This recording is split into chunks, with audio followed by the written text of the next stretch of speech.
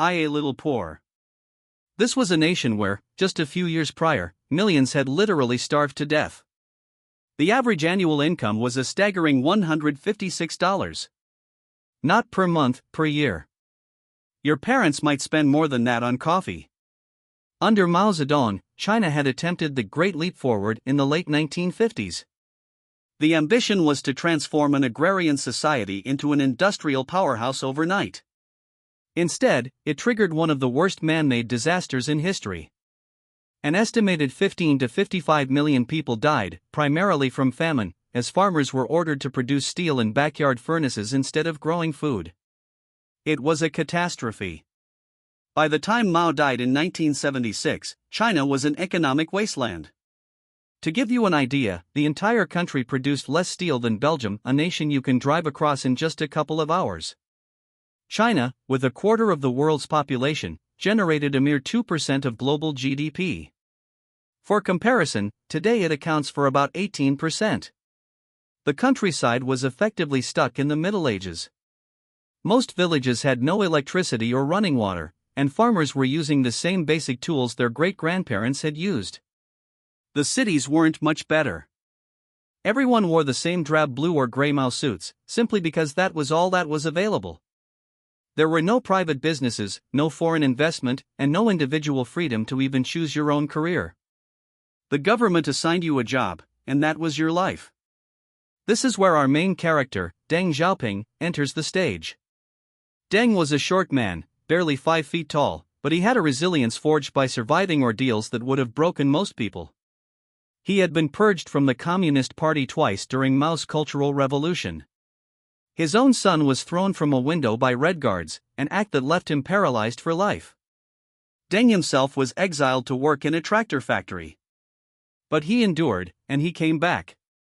When Deng took power in 1978, he was 74 years old. An age when most people are thinking about retirement, Deng was contemplating how to rescue 1 billion people from poverty. And he had a plan that flew in the face of everything Communist China had stood for. His philosophy was captured in what is arguably the most important quote in modern economic history: "It doesn't matter if a cat is black or white, as long as it catches mice." In other words, he didn't care if a policy was labeled capitalist or communist. If it delivered results, China would adopt it. This was nothing short of revolutionary. Remember, in Communist China, private enterprise was considered evil, and profit was a dirty word. But Deng looked at the cold, hard numbers and realized the undeniable truth: the system was failing. People were starving. Something had to change. Deng knew he couldn't just flip a switch and turn China into a capitalist state overnight. That would have caused mass panic, especially among the old guard communists who still wielded considerable power. So, he devised a brilliant compromise. He created special economic zones, or SEZs. Think of them as isolated laboratories for capitalism, safely contained within a communist country. In 1980, China designated 4 cities as SEZs: Shenzhen, Zhuhai, Shantou, and Xiamen. Within these zones, the rules were different. Foreign companies were allowed to invest. Private businesses could operate. Individuals could own property. Essentially, capitalism was made legal, but only within these tiny, controlled areas. Let me tell you about Shenzhen, because its story is mind-blowing. In 1979, Shenzhen was a sleepy fishing village of 30,000 people, with dirt roads and no buildings taller than 3 stories. There was nothing there. Today, Shenzhen is a sprawling metropolis of over 12 million. It's the tech capital of China, producing more smartphones, drones, and electronics than almost anywhere on Earth. In just 40 years, it transformed from rice paddies into a futuristic skyline that looks like something out of a science fiction film. The SEZ experiment was so wildly successful that China began opening more and more of them. By the 1990s, entire coastal regions were operating under these special, market-oriented rules. But Deng didn't just copy and paste Western capitalism. He forged something new. The government retained ownership of major industries in all land, but it allowed private companies to operate, hire, fire, and pursue profits. Foreign companies could build factories, but they often had to enter into joint ventures with Chinese firms. It was, as they called it, capitalism with Chinese characteristics. But before China could become a factory to the world, it first had to fix its farms. And fascinatingly, this change didn't come from the top down, it started from the bottom up. In a small village in Anhui province, 18 farmers gathered for a secret meeting in 1978. They signed a clandestine contract, agreeing to divide the communal farmland among their individual families. Each household would farm its own plot and keep whatever it grew. This was completely illegal. If they were caught, they could have been executed. But they were desperate. The result? Their harvest that single year was greater than the previous 5 years combined. Word of their success spread like wildfire. Other villages began secretly doing the same. Eventually, the practice became so widespread that Deng had no choice but to make it official government policy. By 1984, China had completely dismantled the disastrous commune system that had been in place for decades. This was a monumental shift. When farmers were allowed to profit from their own labor, they produced more, a lot more. Agricultural output exploded. This had two crucial effects. First, it ended the chronic famines. Second, it freed up millions of laborers to leave the farms and seek work in the new factories. Between 1978 and 1984, agricultural output surged by over 60%. That's in just 6 years. This created a surplus of both food and labor, setting the stage perfectly for what came next. Throughout the 1980s and 90s, Western corporations were searching for cheaper places to manufacture their goods. Japan had become too expensive. South Korea was on the rise, but still pricey. And then, they turned their gaze to China. China presented 3 irresistible advantages. First, a seemingly endless supply of hundreds of millions of workers willing to work for very low wages. Second, a government committed to building roads, ports, and power plants wherever they were needed. And third, the SEZs, which offered foreign firms fewer restrictions and lower taxes. Western companies poured in. Nike, Apple, Dell, Sony, you name it, they either built factories in China or contracted with Chinese manufacturers.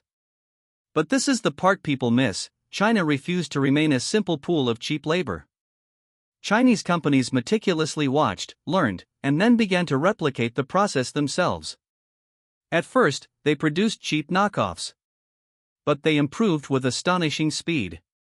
The government played a decisive role here. It identified key industries it wanted to dominate: electronics, solar panels, high-speed rail, telecommunications. Then, it did everything in its power to ensure Chinese companies would win in those sectors, providing subsidies, cheap loans, protection from foreign competition in the domestic market, and even forcing technology transfers from foreign partners. Some call it cheating. Others call it smart industrial policy. Whatever you call it, it worked. By the 2000s, China wasn't just making cheap toys anymore. It was building computers, smartphones, cars, and advanced high-tech equipment. The phrase "made in China" evolved from a label for cheap junk to a label for, well, everything. Today, China manufactures approximately 28% of all goods in the world. It produces more steel than the rest of the planet combined. More cement, more solar panels, more electric vehicles. The scale is simply staggering. This is no longer just a story about cheap labor. In fact, Chinese wages have risen dramatically. So why do companies still manufacture there? Because China has built something no other country can easily match: a completely integrated industrial ecosystem. Imagine you want to build a new smartphone. In China, the factory that makes the screen might be 50 meters away from the one making the battery, which is just down the road from the camera module supplier and the final assembly plant. Everything is connected by high-speed transport. If a design needs to be changed, you can have an engineer on the factory floor within an hour. Try orchestrating that when your suppliers are in Japan, Korea, and Vietnam. It's a logistical nightmare. China also boasts millions of engineers and skilled technicians. If you need to hire 10,000 skilled workers to ramp up production, you can do it in a matter of weeks. Try doing that anywhere else in the world that quickly. You can't. This ecosystem, built over decades, is China's secret weapon and is nearly impossible to replicate. What China pioneered is a model economists call state capitalism. It isn't pure socialism, because private companies and markets thrive. But it isn't pure capitalism either, as the state maintains firm control over key industries, directs investment, and can crush any company that steps out of line. The largest corporations in China are state-owned enterprises, or SOEs. They dominate banking, energy, telecommunications, and transportation, benefiting from cheap loans, favorable regulations, and protection from competition. But alongside them, private companies have also emerged, and some have become giants. Alibaba, Tencent, Huawei, these are global tech titans that rival their American counterparts. For rapid industrialization, this model proved incredibly effective. When the government decides something needs to be built, it gets built. There are no lengthy debates, no lawsuits, no environmental impact studies that drag on for years. They just do it. The high-speed rail network is a perfect example. In 2008, China had virtually no high-speed rail. Today, it has more than the rest of the world combined, over 25,000 miles built in less than 15 years.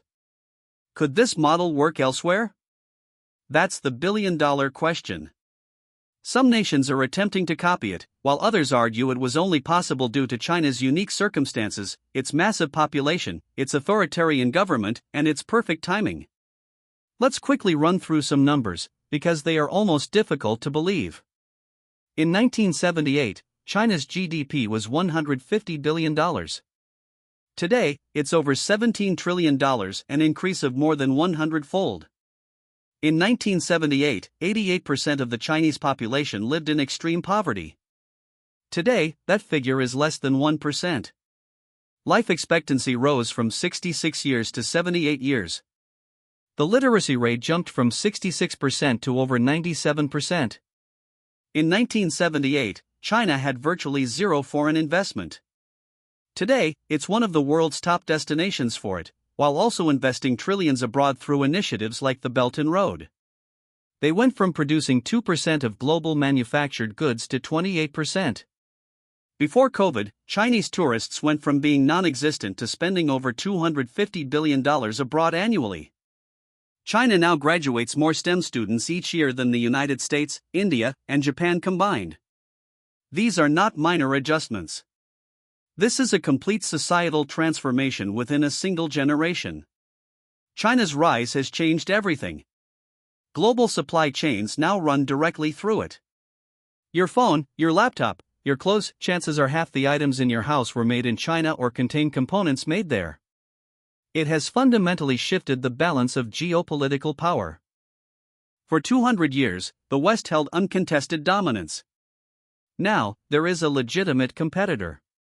The United States is deeply concerned about this, which is why we hear so much about trade wars and rising tensions. It also proved that perhaps there is more than one path to economic development.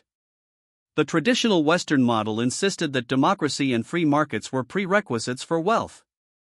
China looked at that model, said, "Hold my tea," and achieved it with an authoritarian government and a state-directed economy. Whether that's a positive or negative development is a matter of fierce debate, but it has undeniably changed the global conversation. Thanks for watching. The video I made on how China built an insane hybrid economy is on your screen now. Click to watch. Like, share, and subscribe to keep watching. Audio point.